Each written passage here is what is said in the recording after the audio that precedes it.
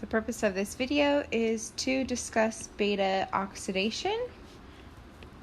Beta oxidation here is going to be the breakdown of fatty acid. So breakdown of fatty acids to make energy. Now, one thing to note, it's pretty simple. Once you have absorbed, so into the cell here, so if this is our GI tract, fatty acid here, and to get inside the cell, so here's our cell, fatty acid enters,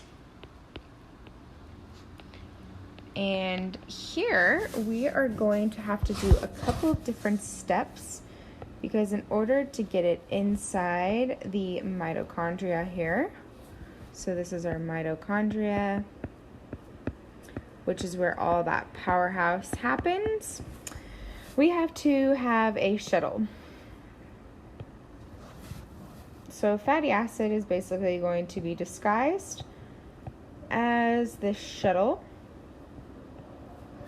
and it's called the carnitine shuttle.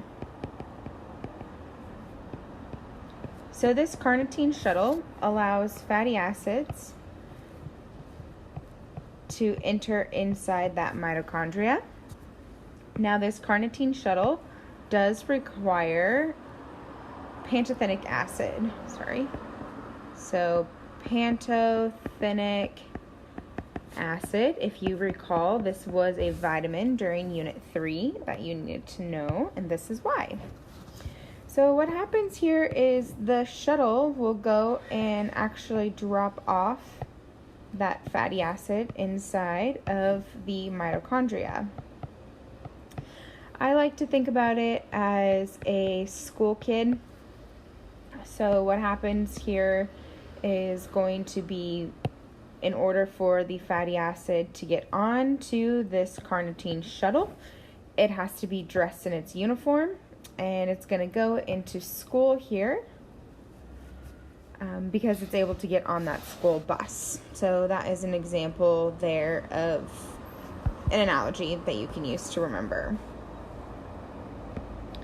Once the fatty acid is inside the mitochondria, we can convert it to acetyl-CoA, and acetyl-CoA then goes through the Krebs cycle. So here's our Krebs cycle, and then electron transport chain to then produce ATP.